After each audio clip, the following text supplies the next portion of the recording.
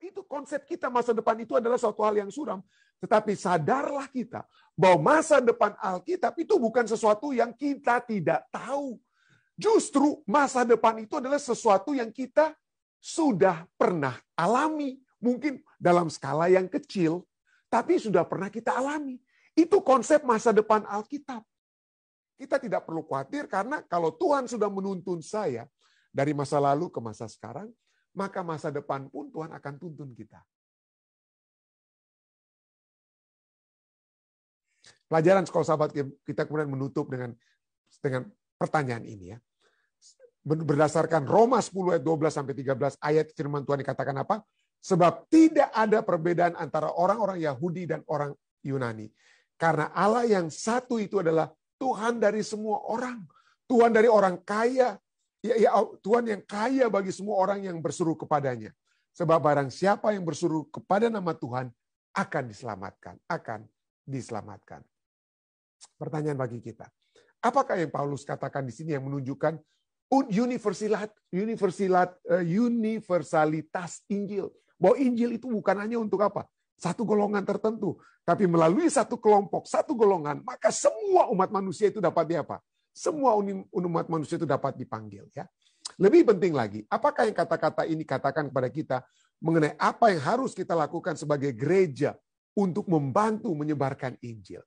Kalau kita hanya mementingkan gereja kita, kalau kita hanya memikirkan diri kita, udahlah, yang penting saya aja coba selamat, ya udah nggak usah bilang-bilang tentang Tuhan kepada orang lain, tidak membawa tetangga kita, rekan kita sekerja, orang yang mungkin duduk di samping pesawat terbang di samping kita.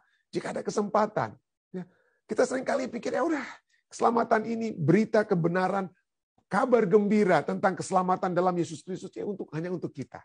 Oh tidak ya, kita dipercayakan untuk membawa agar tetangga kita, rekan sekerja kita, orang yang duduk di samping kendaraan kita, entah itu pesawat atau bus dan lain sebagainya. Jika ada kesempatan, jika kita meminta kepada Roh Kudus supaya kita dapat memiliki kesempatan berbicara kepada mereka tentang Tuhan, kabarkanlah hal tersebut ya. Jadi inilah yang dapat kita lihat bahwa Tuhan ingin kita menjangkau dan itu telah Dia lakukan pada saat Dia menyertai umat-umatnya di masa lalu. Dia menyertai Yakub untuk pergi ke Mesir supaya jiwa-jiwa itu dapat apa? Selamat. Yakub dan keturunannya dapat selamat. Dan kalau mereka selamat, itu artinya mereka sebagai umat pilihan Tuhan itu akan menjadi terang nantinya. Apa yang Tuhan lakukan kepada mereka, itu dapat menjadi satu terang, satu kabar kesukaan, satu berita keselamatan yang dapat membawa orang lain untuk percaya kepada Allahnya Yakub. Untuk datang menyembah Allahnya Yakub. Kenapa? Oleh sebab adanya Allah yang pergi bersama-sama dengan umatnya. Adanya Allah yang pergi bersama-sama dengan umatnya. Jadi panggilan kepada kita adalah bahwa kita diminta untuk apa ya? Untuk pergi bersama-sama dengan Tuhan ya. Pergi bersama-sama dengan Tuhan. Baik. Kejadian 46 ayat 1 sampai 3 mari kita lihat ya. Firman Tuhan katakan apa? Jadi berangkatlah Israel dengan segala miliknya. Israel itu Yakub ya. Dan ia tiba di Berseba. Lalu dipersembahkannya korban sembelihan kepada Allah Ishak ayahnya. Ya, kenapa? Dia dipersembahkan di Berseba itu ya. Kita lihat bahwa Yakub itu dan keluarganya itu telah berjalan. Mereka tempat mereka itu, kediaman mereka itu di Hebron. Dan untuk jalan dari Hebron ke Berseba, mereka harus berjalan kurang lebih 26 miles atau kurang lebih 40 kilometer. Nah, kenapa di Hebron? Hebron ini adalah kampung atau tempat terakhir sebelum mereka melintasi apa? Sebelum mereka melintasi padang belantara. Untuk ke Mesir itu, kalau Anda pergi saat ini, kalau Anda terbang ya dari Kairo di Mesir, lalu Anda pergi ke Yerusalem misalnya, atau ke Israel misalnya. Anda setelah naik dari Mesir, dari Kairo itu masih masih hijau ya. Kotanya masih hijau. Tapi begitu Anda lewat berapa menit dari Kairo dan Anda menuju ke Israel, Anda akan melewati semua tanah yang kering ya, padang pasir. Dan Anda akan tiba di penghujung pada saat Anda mulai memasuki tanah Kanaan, tanah Israel. maka Anda akan dapati mulai kembali ada rumput-rumputan hijau atau pohon-pohon yang hijau. Nah, yang terakhir itu adalah Berseba. Yang terakhir itu adalah Berseba. Jadi inilah tempat yang paling akhir di mana umat-umat Tuhan biasanya sebelum mereka menyeberang, mereka harus betul-betul berdoa. Kenapa? Mereka harus melewati padang pasir, padang gurun dengan kata lainnya, padang gurun. Itulah tempat terakhir biasanya umat-umat Tuhan di zaman dahulu seperti Yakub, seperti Ishak, itu mendirikan mezbah di Berseba, ya. Mendirikan mezbah. Berdoa terakhir sebelum mereka melewati, ya. Lalu ayat 2 katakan apa? Berfirmanlah Allah kepada Israel dalam penglihatan waktu malam. Yakub, Yakub, sahutnya, ya Tuhan. Lalu firman Tuhan, akulah Allah, Allah ayahmu.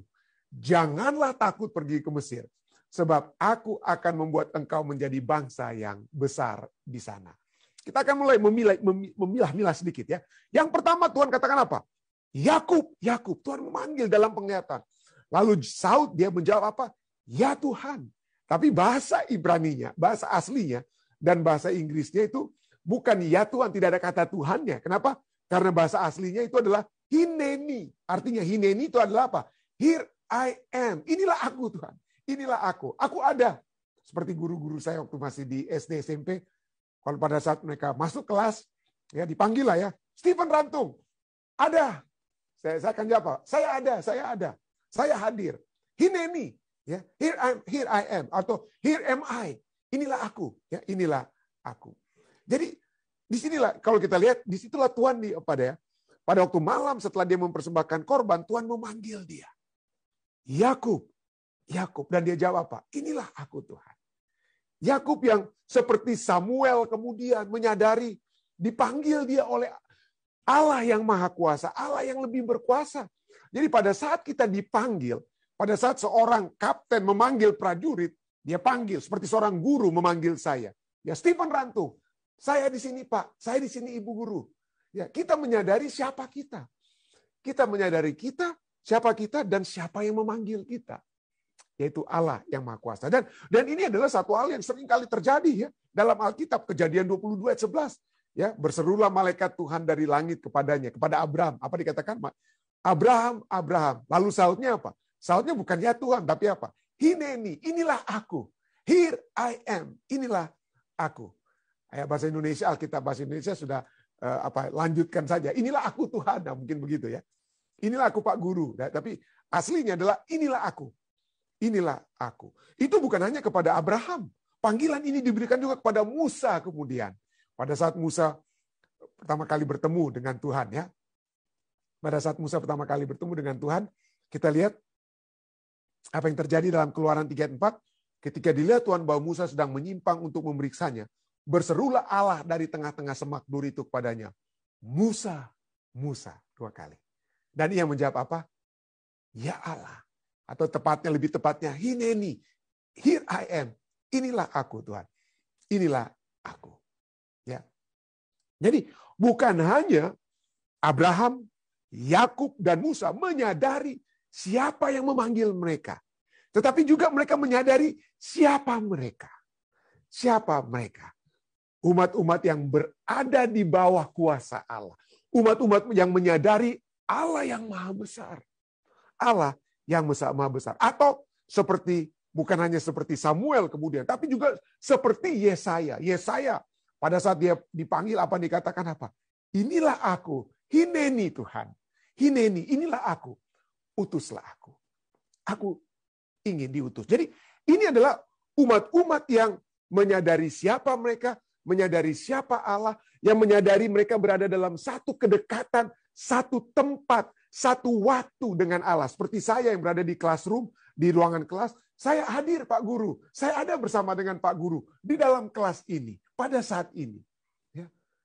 Saya berada. Kenapa? Karena saya sedang berada bersama-sama dalam satu ruang, satu waktu dengan seorang guru. Tapi seringkali manusia yang dipanggil, ya manusia seringkali dipanggil, Stephen, waduh kita nggak mau bersama-sama dengan Tuhan. Seperti mungkin manusia mula-mula, Adam dan Hawa. Kejadian 5 ayat 9 menyatakan bagaimana seringkali manusia tidak ingin bersama dengan Allah.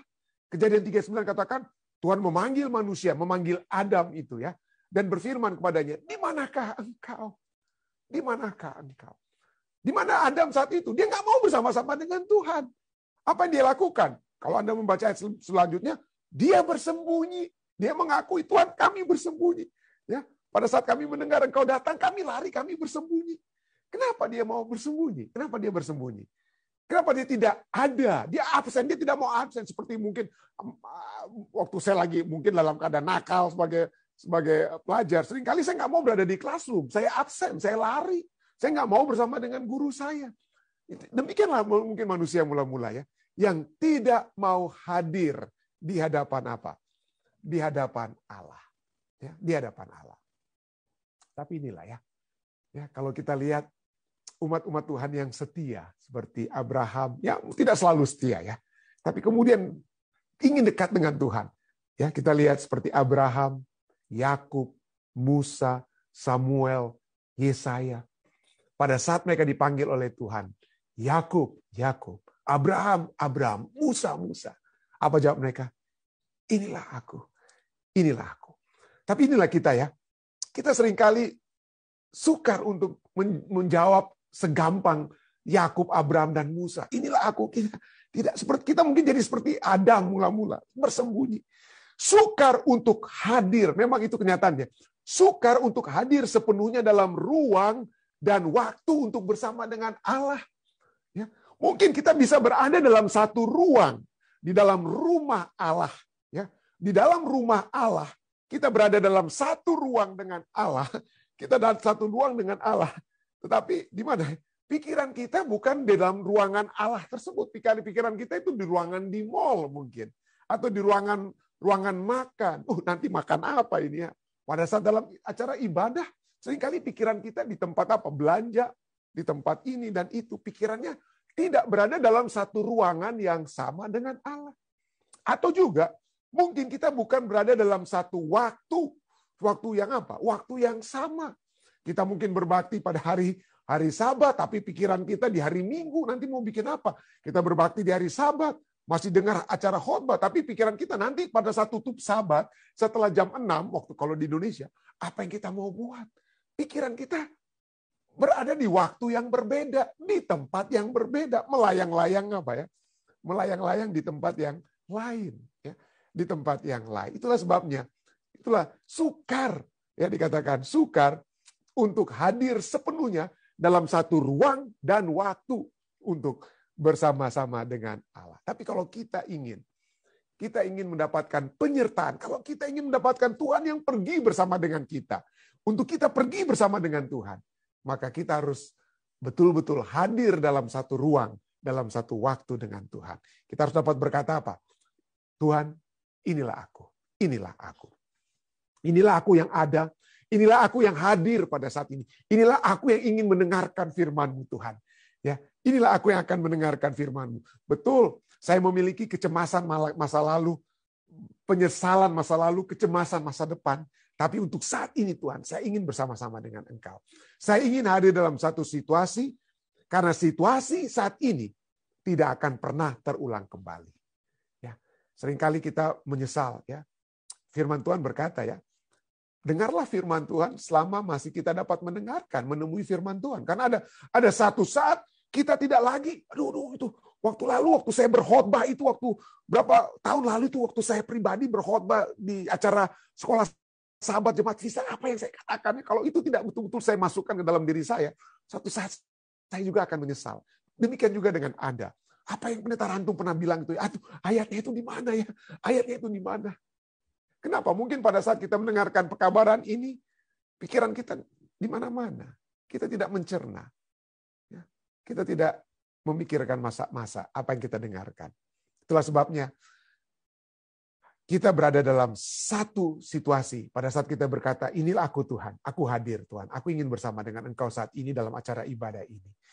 Karena kita hadir dalam satu situasi di mana saat ini tidak akan pernah terulang kembali. Oke, mungkin Anda pikir ya saya bisa ulang nanti pada saat saya putar kembali videonya mungkin dalam. Tapi ya situasi di mana Anda betul-betul berada, di mana Anda betul-betul merenungkan adalah saat ini. Entah pada saat Anda mengulangi video ini, Kenapa? Karena firman Tuhan sudah cukup jelas katakan dalam Yakobus 4 ayat 14 ya.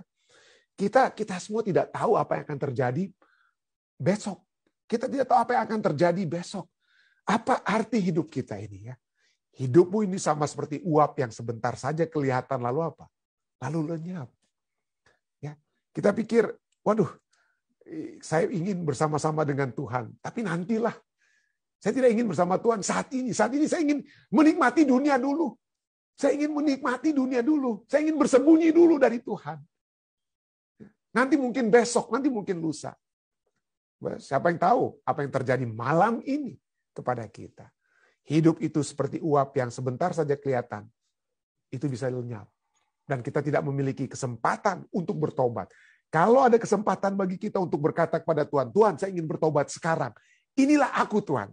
Saya ingin bertobat sekarang. Bertobatlah sekarang. Bertobatlah sekarang, jangan nanti. Jangan nanti. Kenapa? Karena kita tidak tahu hari esok.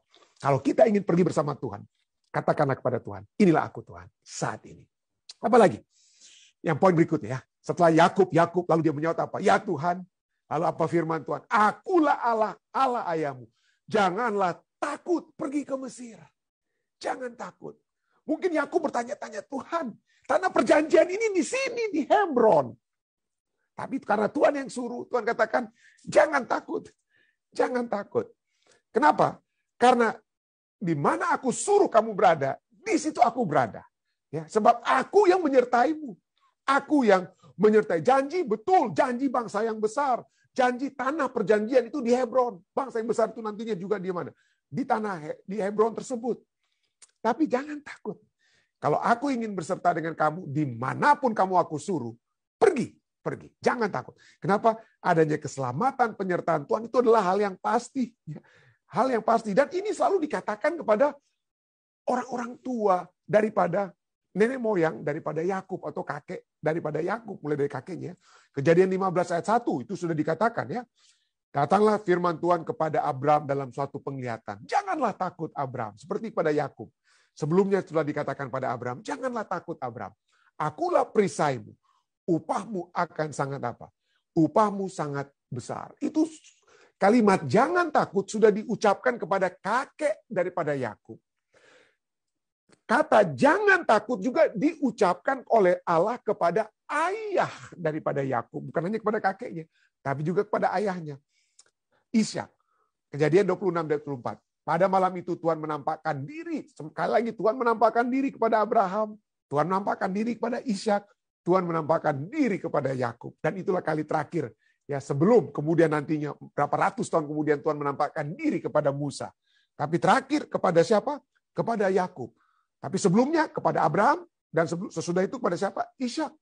Lalu firman pada malam itu Tuhan menampakkan diri kepadanya, kepada Ishak. Serta berfirman apa? Akulah Allah ayahmu. Akulah ayahmu. Abraham. Janganlah takut. Sebab aku menyertai engkau. Sebab aku menyertai engkau. Jadi Tuhan akan menyertai apa? Menyertai. Jangan, dan kalau Tuhan ingin menyertai, kalau kita bersama dengan Tuhan, jangan takut. Ya. Kalau backingan kita itu Tuhan, jangan takut. Kalau yang kita lakukan adalah menurut kehendak Tuhan, jangan takut. Jangan takut. Seringkali kita takut, aduh pendeta, kalau saya tidak kerja hari Sabat, gimana nantinya? Bagaimana nantinya Tuhan? Atau pendeta, kalau saya kasih perpuluhan, bagaimana nantinya ini? Kalau saya harus kasih perpuluhan, seperti yang firman Tuhan katakan. Wah, Tuhan katakan apa? Jangan takut. Jangan takut. Ya. Pergilah bersama dengan apa? Pergilah bersama Tuhan. Kejadian 46, ayat 4 juga katakan apa ya?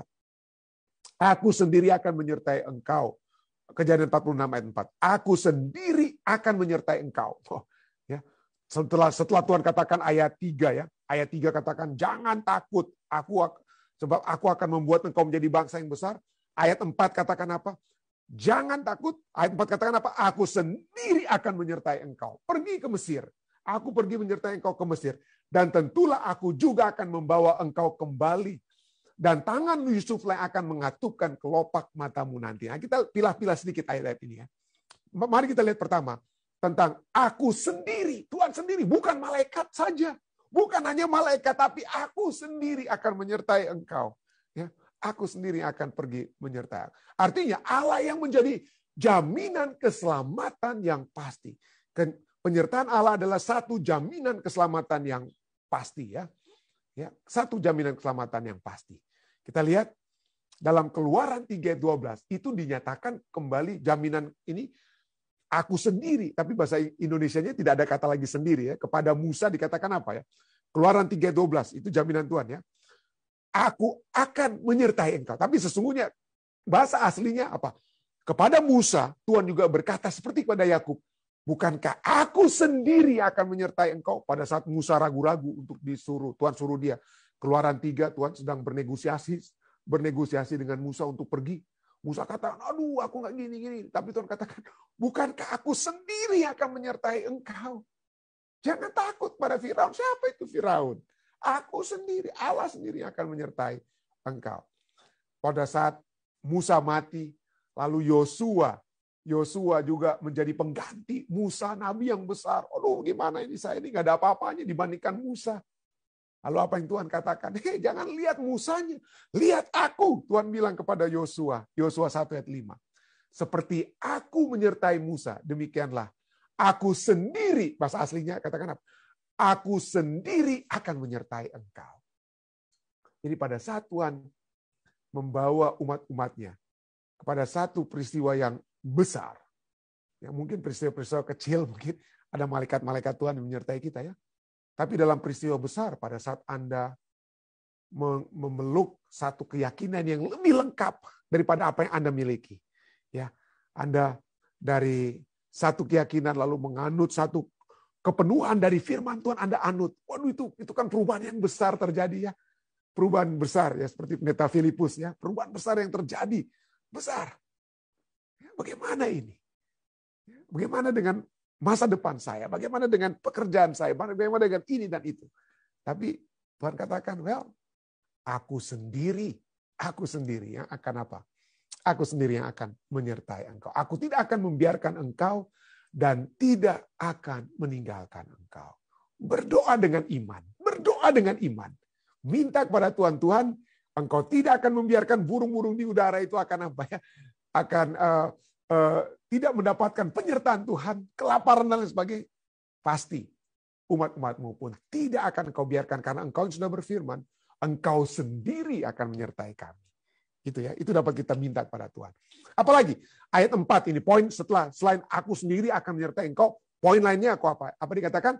Aku juga akan membawa engkau kembali. Aku bawa engkau, aku menyertai engkau ke Mesir.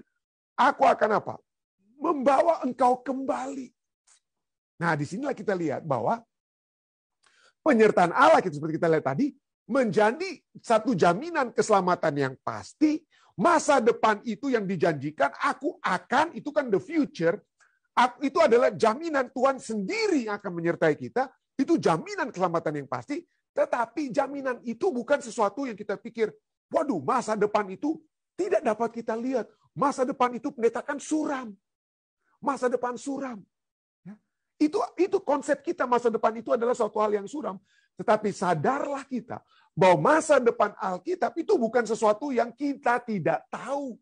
Justru masa depan itu adalah sesuatu yang kita sudah pernah alami. Mungkin dalam skala yang kecil, tapi sudah pernah kita alami. Itu konsep masa depan Alkitab. Pada saat Tuhan katakan, aku akan membawa engkau kembali, itu berdasarkan apa yang Allah telah lakukan di masa lalu. Jadi pada saat Tuhan katakan, aku akan menyertai engkau ke Mesir, dan tentulah, pastilah, aku akan membawa engkau kembali, itu bukan pasti, jaminlah, itu pasti, Anda yakin aja, ya. Bukan hanya yakin buta-buta orang bilang, tetapi itu keyakinan berdasarkan apa yang Allah telah buat di masa lalu. Ini bukan kali pertama Tuhan berbicara hal ini kepada Yakub. Ini kali kedua. Sebelumnya Tuhan sudah bilang kapan? Yaitu pada saat dia lari ke tempat Laban. Ya, lari ke tempat Laban dan apa? Ada janji untuk kembali ke Kanaan yang Tuhan berikan. Kejadian 28 ayat 15 katakan apa? Kejadian 28 15 kali pertama Tuhan katakan kepada Yakub itu apa? Sesungguhnya aku menyertai engkau Kamu sekarang lari dari Ishak, kamu lari daripada Esau, kamu bahkan lari dari ibumu ya, kamu lari pergi karena Esau ingin membunuh engkau. Tapi aku menyertai engkau, dan aku akan melindungi engkau kemanapun engkau pergi, dan aku akan membawa engkau kembali ke negeri ini. Sebab aku tidak akan meninggalkan engkau, melainkan tetap melakukan apa yang kujanjikan kepadamu. Dia lari dari Esau kakaknya untuk pergi ke Laban. Tapi kemudian apa yang terjadi? Dia telah kembali kepada Esau. Dia kembali ke tanah perjanjian. Oleh sebab adanya siapa? Allah yang menyertai dia. Di masa lalu penyertaan Tuhan itu sudah nyata. Sekarang di masa yang akan datang, Tuhan katakan hal yang sama. Aku juga akan membawa engkau apa? Kembali. Jadi pada saat kita melihat janji-janji Tuhan tentang apa yang terjadi di masa depan, itu janji itu bukan janji buta-buta, samar-samar yang tidak pernah kita lihat sebelumnya. Tapi janji-janji Tuhan tentang masa depan itu berdasarkan janji di masa lalu yang dia sudah tepati. Janji tersebut di masa lalu. Sehingga pada saat dia memberikan janji kedua, berikutnya untuk masa depan, kita sudah pernah melihat apa yang dia sudah buat di masa lalu. Kita tidak perlu takut di masa depan, ya, tidak di masa depan. Alkitab itu berisi firman Tuhan yang sudah memberitahukan kita amaran tentang apa yang akan terjadi di depan kita, berdasarkan apa yang telah terjadi di belakang kita. Alkitab misalnya berbicara kepada kita di dalam kitab Wahyu tentang Babylon. Ya, Babylon yang mana bangsa-bangsa meminum anggur murkanya.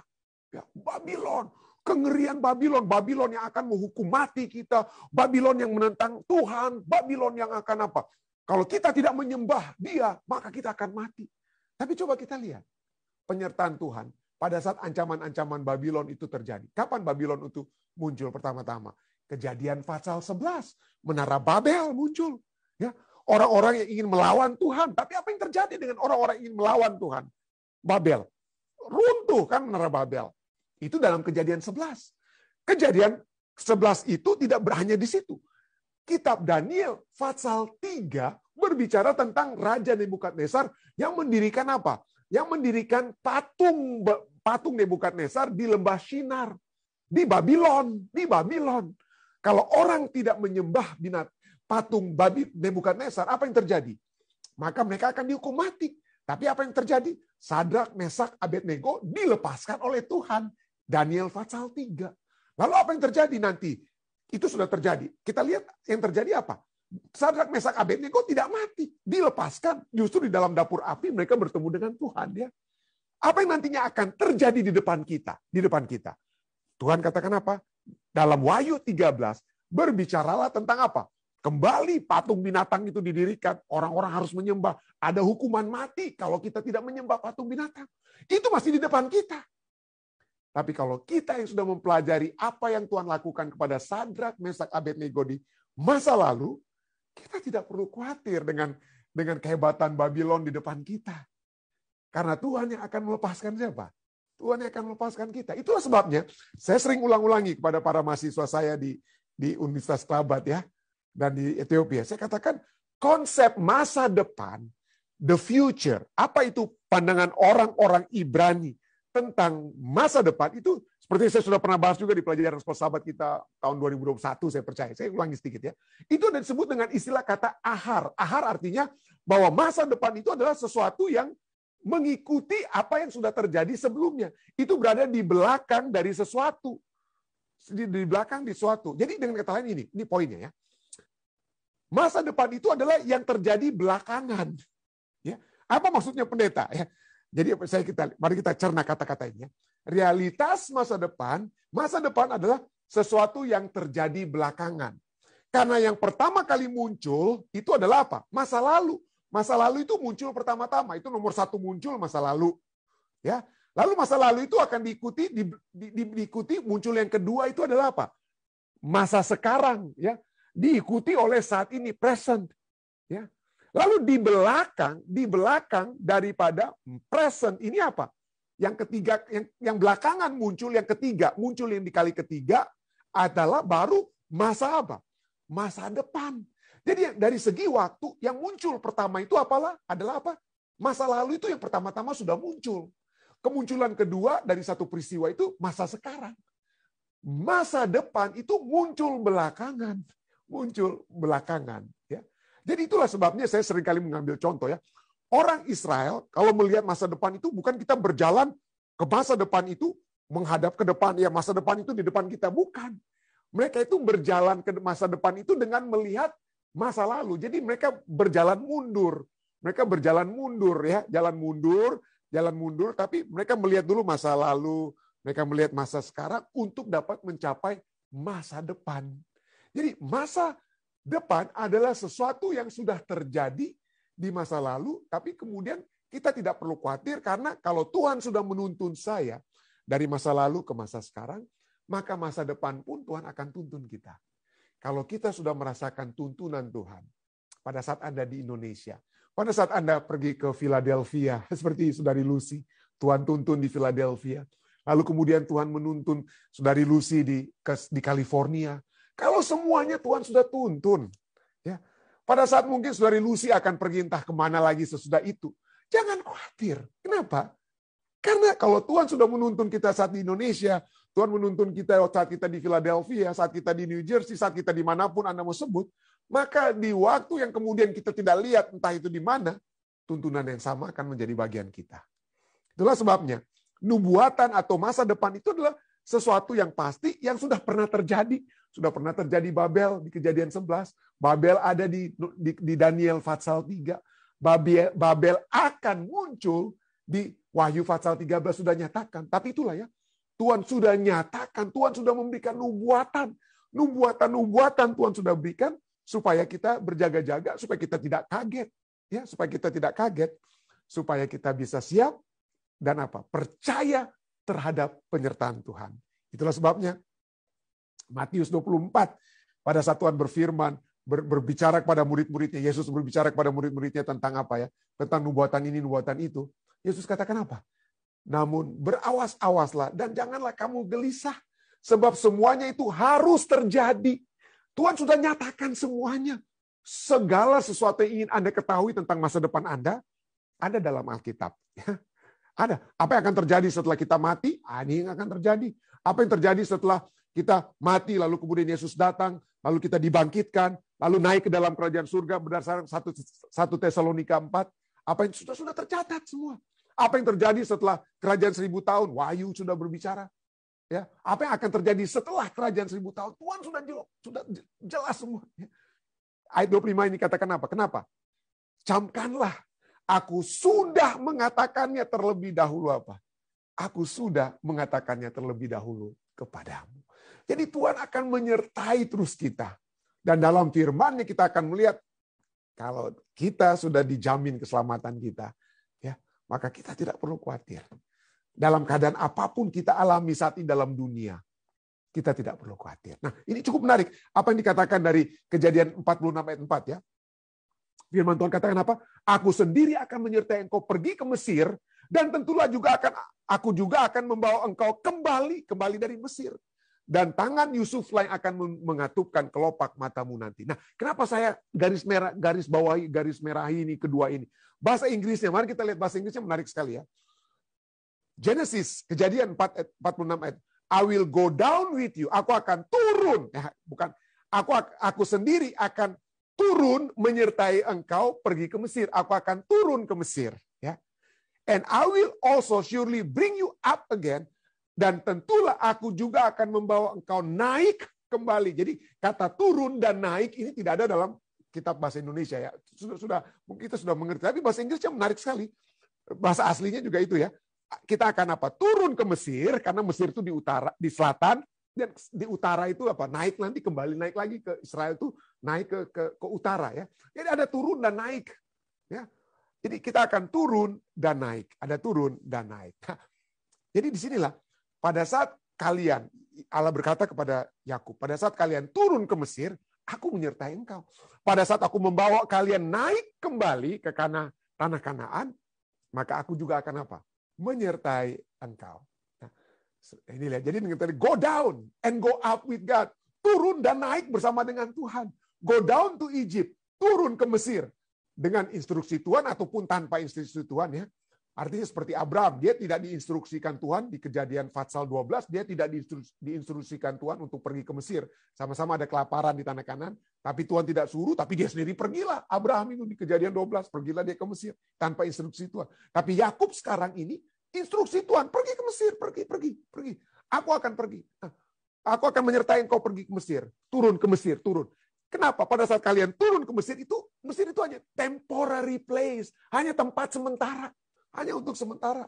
Tapi di tempat yang sementara sekalipun, Allah akan ada bersama dengan kita. Dan kita tahu ya, ini dunia kita ini down ini ya. Kita berada di bawah ini. Ya, di bumi ini di tempat di mana? Ini tempat sementara kita kan. Kita sementara berada dalam dunia ini. Ini bukan tujuan kita, ini bukan tempat sesungguhnya untuk kita. Kita harus naik ke atas. Kita harus naik ke Kanaan, yang itu bukan lagi tempat temporary place, tapi ultimate place, tempat yang sesungguhnya. Dan kita lihat, pada saat umat-umat seperti Abraham, Yakub, mereka turun ke Mesir, ada kadang-kadang seperti Abraham tidak menurut instruksi Tuhan, tidak ada. Tapi pada saat setiap kali mereka kembali, entah itu Abraham, Yakub, setiap kali mereka kembali ke atas, selalu dengan penyertaan Tuhan. Selalu dengan penyertaan Tuhan. Jadi seringkali, pelajaran lainnya, seringkali kita berada dalam lembah-lembah kekelaman. Ya. Seringkali lembah kekelaman. Nah, saya sudah pernah nyatakan lalu, kalau Anda mempelajari Mazmur 23, Tuhan hanya menuntun kita ke padang yang berumput hijau. Tuhan menuntun kita kepada sungai yang berair. Ya. Tapi dikatakan apa? Sekalipun aku berjalan. Tidak dikatakan sekalipun Tuhan menuntun aku ke lembah kekelaman. Oh tidak. Mazmur 23 tidak berbicara tentang Tuhan yang menuntun kita ke dalam lembah kekelaman. Tuhan yang menuntun kita saat kita berada di bawah. Tidak. Sekalipun kita yang berada dalam lembah kekelaman. Kita yang seringkali lari dari Tuhan, masuk ke dalam lembah kekelaman. Tapi pada saat kita masuk dari lembah kekelaman, pada saat kita berteriak, maka Tuhan tetap akan apa? Menyertai kita, membawa kita kembali. Dan itulah poinnya ya. Pada saat kita dibawa kembali, saat kita di bring up, dibawa kembali, dinaikkan kembali, dan ujung-ujungnya dinaikkan ke dalam kerajaan surga, itu bukan atas usaha kita. Itu selalu atas intervensi, atas usaha yang Tuhan lakukan. Atas apa yang Yesus sedang lakukan bagi saudara dan saya sekarang ini supaya kita tetap setia, supaya saudara dan saya tetap kuat menghadapi tantangan pencobaan dan lain sebagainya. Pada saat kita dibawa naik ke atas, naik ke surga, itu hanya karena Tuhan yang menyertai kita. Pergilah bersama dengan apa? Bersama dengan Tuhan. Kenapa? Kalau kita pergi bersama dengan Tuhan, entah itu kita ke bawah atau ke atas, entah ke lembah kekelaman atau ke dalam kerajaan surga nantinya. Ketahuilah bersama dengan Tuhan, Tuhan sendiri yang menyertai kita. Maka seperti Yakub dikatakan, tangan Yusuflah yang akan mengatupkan kelopak matamu nanti. Kita seringkali lihat film-film ya, film-film orang yang ditembak, film-film dulu saya sering lihat ya, film ditembak orang tuh, wah pada saat dia mati atau sakit matanya apa? Masih terbuka, tapi kemudian kekasih mereka yang ini yang berada di samping, kemudian apa? Tutup matanya, tutup kelopak matanya. Lalu dia apa? Tertutuplah kelopak mata tersebut ya. Kenapa? Itu apa artinya itu ya? Ya, itu adalah kematian dalam damai, saudara. Yakub selama ini dia hidup tidak, mati juga tidak, karena dia pikir Yusuf anak yang dia paling sayang itu apa? Sudah mati. Dia beranggapan Yusuf itu apa? Memiliki kesimpulan Yusuf sudah mati pada saat saudara-saudaranya itu kasih dia baju yang berlumuran darah, jubah yang Yusuf yang berlumuran darah. Jadi dia enggak. Tapi coba kita lihat. Dia selama 20-21 tahun hidupnya tidak damai. Tapi sekarang Tuhan memberikan jaminan. Pada saat aku menyertai engkau, engkau akan mati dalam damai. Yusuf yang akan mengatupkan apa? Kelopak matamu sendiri. Tangan Yusuf yang mengatupkan kelopak mata, artinya dia akan berada dalam satu kematian dalam damai. Dalam damai. Yakub maksud saya. Yakub bukan hanya 20 tahun dia menderita. Tapi jauh-jauh sebelumnya, hidupnya itu nggak pernah damai ya. Berantem terus, dia berantem, bertengkar lagi dengan kakak, dia tipu kakaknya, dia tipu ayah mantunya Laban. Aduh, berseteru dia dengan Laban. Ada istri-istrinya itu nggak damai-damai terus, berkelahi istrinya, anak-anaknya berkelahi dan lain sebagainya. Waduh, hidupnya tidak damai. Tidak damai hidupnya. Tetapi pada akhirnya, berdasarkan penyertaan Tuhan, dan dinyatakan dalam Kejadian 46 ayat 4, engkau akan mati dalam kedamaian. Ya, inilah janji ya. Kita seringkali menghadapi kehidupan yang tidak damai ya. Tapi sekali lagi, kalau kita berserta dengan Tuhan, atau Tuhan berserta kita dan kita bersama dengan Tuhan, kita tidak lari dari Tuhan. Kita tidak melarikan diri dari Tuhan. Kita tetap, here I am Lord. Here am I. Inilah aku, Tuhan. Maka kita akan hidup dalam kedamaian. Sekalipun dalam lembah kekelaman, Tuhan besertaku ya. Gada dan tongkatnya itu menuntun kita keluar dari lembah kekelaman. Kita ada hidup dalam damai. Entah itu up, entah itu down, dan juga pada saat kita up khususnya ya. Dan inilah ya, di dalam Alkitab, berbicara tentang kematian yang damai itu adalah satu cita-cita. Ya, kita seringkali mendengar orang yang mati dalam apa? Dalam kesakitan. Ya, ada orang, jangan sampai, ada orang katakan, jangan sampai saya mati dalam apa? Penderitaan ya. Tapi mari kita mati dalam damai. Ada orang katanya mati dengan tangan yang keras dan lain sebagainya. Tapi itu sukar untuk diluruskan ya. Tapi di sini gampang sekali bagi Yusuf nantinya untuk menutupkan apa? Mata daripada Yakub. Kenapa? Karena dia akan mati dalam tenang, damai. Pada saat orang mati seringkali, kenapa hewan-hewan katanya harus dibuat tenang sebelum disembelih ya? Ada yang doakan dulu hewan itu supaya hewan itu pada saat mati dia tidak stres. Orang yang mati dalam keadaan stres dia tegang. Dan ada hormon-hormon dalam sel-sel tubuhnya itu menyebabkan ketegangan tersebut. Sehingga dia tegang pada saat dia mati. Tapi orang yang berserah kepada Tuhan, pada saat dia mati, dia sudah memang merindukan bertemu dengan Yesus. Dia sudah merindukan untuk bertemu dengan kerajaan surga. Dia bahkan menantikan hidup yang damai bersama dengan Tuhan untuk selama-lamanya. Dia tidak akan tegang, dia tidak akan takut. Dan itulah yang terjadi ya. Yang seperti dijanjikan kepada Abraham ya, kepada para bapa. Kejadian 15 ayat 15 ya. Janji kepada Abraham itu, Abraham tidak melihat tanahnya yang hebat, banyak. Tidak. Dia tidak melihat keturunannya yang banyak bagaikan pasir di lautan. Tidak. Dia tidak melihat harta bendanya, emas perak yang banyak. Tidak. Tapi janji yang indah yang menjadi bagiannya apa? Dikatakan Tuhan kepadanya. Kejadian 15 ayat 15. Tetapi engkau akan pergi kepada nenek moyangmu. Engkau akan mati dengan kata lain. Itu bahasa halusnya. Mati adalah pergi kepada nenek moyangmu dengan apa? Dengan sejahtera, dengan damai. Dengan damai. Engkau akan dikuburkan pada waktu telah putih rambutmu. Mati dengan damai. Itu kerinduan daripada Abraham dan menjadi janji juga dan menjadi kenyataan bagi Yakub. Dan bagaimana semuanya ini dapat terjadi? Kenapa Yakub bisa mati dalam damai? Karena ada yang mati, yang mati tapi dibangkitkan.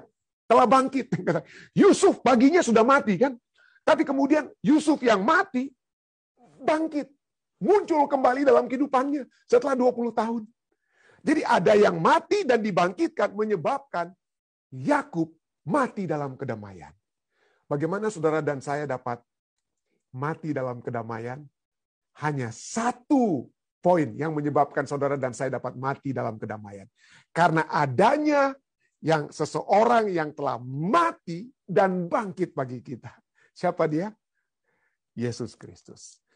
Karena Yesus yang mati dan bangkit, maka saudara dan saya, jika Yesus belum datang, pada saat kita masih hidup, kita mati dalam kedamaian. Kita akan mati dalam ketenangan karena kita tahu, pada saat saya beristirahat sementara, pada saat saya membuka mata saya, maka wajah pertama yang saya lihat adalah wajah Yesus. Ya, dan saya akan bersama-sama dengan Yesus naik masuk ke dalam kerajaan surga. Dan satu pandangan ini membuat kita tidak perlu takut mati, saudara. Kita tidak perlu takut mati. Seringkali kita, janganlah saya mati, saya belum mau ingin mati. Ya, tapi kalau kita memiliki jaminan keselamatan melalui Yesus Kristus, kenapa? Karena kematian itu sudah ditanggung oleh Yesus. Yesus yang mati dan bangkit. Menyebabkan saudara dan saya seperti Yusuf. Dia memiliki seorang anak yang mati. Seperti Yakub ya. Anaknya mati, dianggap mati. Tapi kemudian apa? Hidup, bangkit. Itulah menyebabkan Yakub dapat mati dalam damai. 1 Petrus 1 ayat 3 katakan apa? 1 Petrus 1 ayat 3. Terpujilah Allah dan Bapa Tuhan kita Yesus Kristus, yang karena rahmat yang besar telah melahirkan kita kembali. Melahirkan kita semua. Oleh kebangkitan Yesus Kristus dari antara orang mati kepada suatu hidup yang penuh pengharapan. Yesus mati dan bangkit. Maka saudara dan saya dilahirkan kembali kepada satu hidup yang penuh pengharapan. Jangan takut bersama dengan Yesus ya. Dengan Yesus entah kita turun sementara ke liang kubur, go down untuk sementara go down dalam liang kubur. Tapi when we go up, maka kita akan apa? Bersama-sama dengan Dia untuk selama-lamanya. Kiranya ini dapat menjadi pengharapan bagi kita semua. Saya bawa ini dalam nama Yesus. Amin. Bergabung bersama-sama dengan kami di Jemaat Kisdak untuk acara ibadah malam pada saat ini waktu New Jersey, pagi waktu Indonesia.